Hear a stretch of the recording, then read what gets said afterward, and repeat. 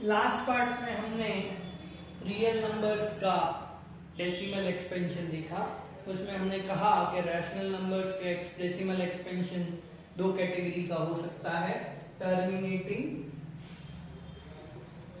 एक कैटेगरी और दूसरी कैटेगरी नॉन टर्मिनेटिंग रिपीटिंग।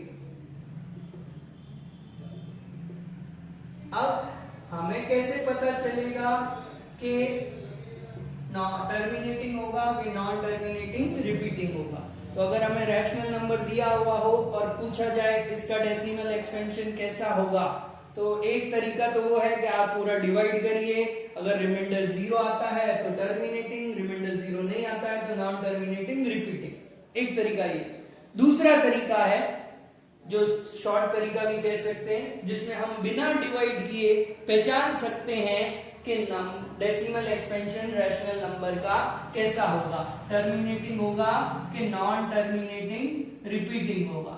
तो वो क्या मेथड है उसको हम डिस्कस करेंगे यहाँ पर। तो मान ले हमारे पास कोई रैशनल नंबर है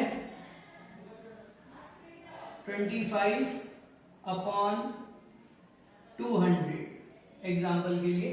अब एक तरीका तो आपको पूछा जाए इसका डेसिमल एक्सपेंशन कैसा होगा, टर्मिनेटिंग नॉन टर्मिनेटिंग रिपीटिंग, या तो ये कैटेगरी होगी या ये कैटेगरी रैशनल नंबर के लिए।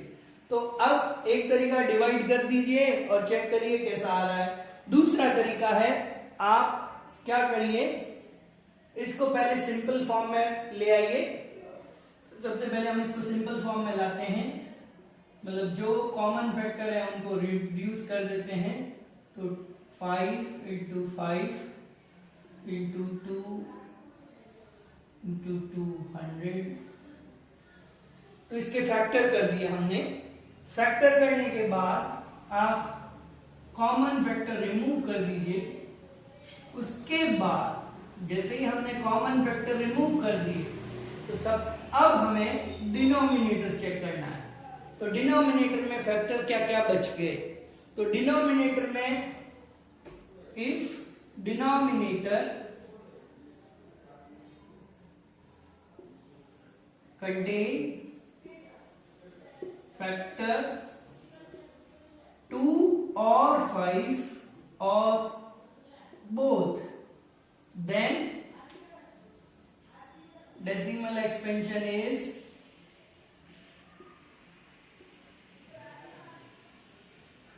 terminating.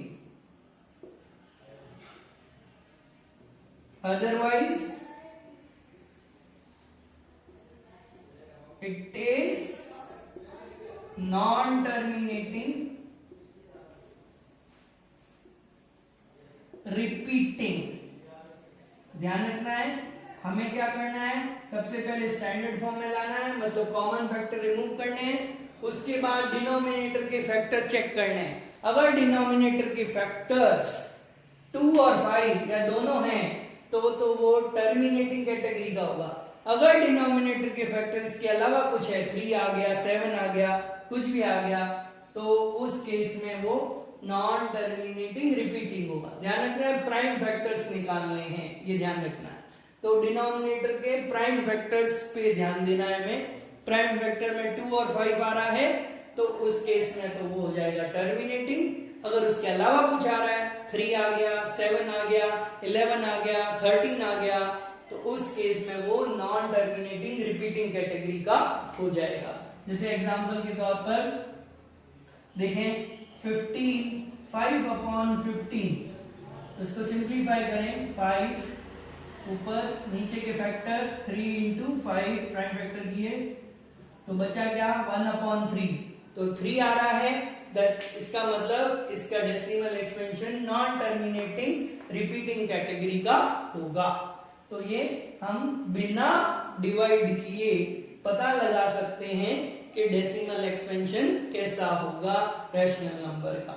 तो ध्यान रखना है, सबसे पहले सिंप्लीफाई करना जरूरी है, उसके बाद डिनोमिनेटर के बचे हुए फैक्टर देखें। ऐसा नहीं, कुछ स्टूडेंट क्या करते हैं, डिनोमिनेटर के डायरेक्ट फैक्टर देखते हैं, 3 और 5 आ रहा है तो सीधा कह दिया नॉन टर्मिनेटिंग रिपीटिंग। नहीं, सबसे पहले हमें सिंप्लीफाई करना है, उसके बाद चेक करना है कि कैसे फैक्टर बचे हुए हैं, डिनोमिनेटर में क्या फैक्टर बचे हुए हैं वो, ठीक है।